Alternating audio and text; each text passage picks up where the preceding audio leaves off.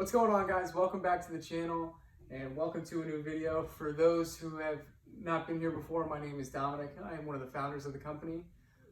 In today's video, we're going to be talking about the swing path trainer, and I'm going to be answering a lot of the questions that we get from people on our social media and on our website. So to get right into it, the first question that we get is, what is the purpose of this crazy device? Why is it what it is? What does it do? How will it make me better? And the simplest way to put it is, number one, it's meant to optimize your chance to make contact while at the same time forcing you to have the correct bat angle at all pitch locations and all pitch heights. So how it works is, the average incoming pitch for a high school pitcher is 8 degrees. So what we did with this was we set it at 8 degrees from front to back. So the point behind that is the pitch is coming in at this angle, your bat is also at this angle. So if you're late, you're on time, or you're early, you still have the best chance to make not only contact, but good contact. We're trying to avoid hitting down through that plane and hitting up through that plane. So that's number one. And number two, not only getting you on plane, but at the same time forcing you to have the correct angle at all pitch heights. So with our guide board here, you can adjust the board however you want, flatten it out, and you can make it a steep angle. So that's the purpose behind it. The second question we get is, why is it so expensive? And the reason for that, number one, is it's really expensive to make. It's certainly not cheap. The materials, especially for this blue board, it's not a standard plastic.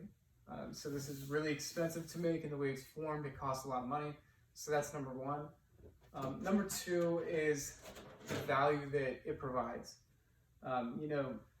Kids pay a lot of money for bats, pay $300, $400 for bats, and it's not going to make you a better player. Whereas this, it trains you, it forces you to have a better swing, it's training you to be a better hitter, and in turn perform better.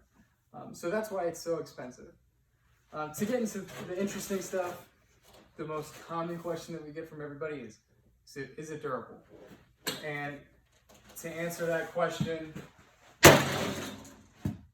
yeah, it's pretty durable. You can hit it all day long, it's not going to break. Now, if you just swing and chop down on it, there's a chance that it does. But if you're doing it correctly, if you're trying to hit the ball and you hit the back, or you swing down, even if you swing hard, most likely it's not going to break on you. It's been tested, we're confident in it, it will hold up. The next question that we get is, can you use it for a lefty? And I know exactly why we get this question. It's because on our social media and our website, we have nothing but righty hitters. So the answer to that question is yes, lefties can use it. It's very simple to switch over.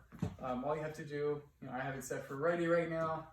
You would just turn this T-topper, turn that around, switch the board, go to the guide bar, and now you're set for a lefty. So it's really easy, really simple, super quick if you have a righty and a lefty going to work together. The next question is, can you use it for softball? And yes, you can use it for softball. So that's our T-topper. Holding a baseball, you can get all the angles and stuff that you want to use. You don't have to get another T-topper. You just throw softball on there, and same thing, you can adjust the angle that you want. So if you have a son and a daughter and they play baseball and softball, you only need one. You don't need a different T-topper. It works for both of them. All right. The next question that we get is, how do you set the angle? And it's really simple. It's really easy. This works for every pitch height. It's not specific to anything.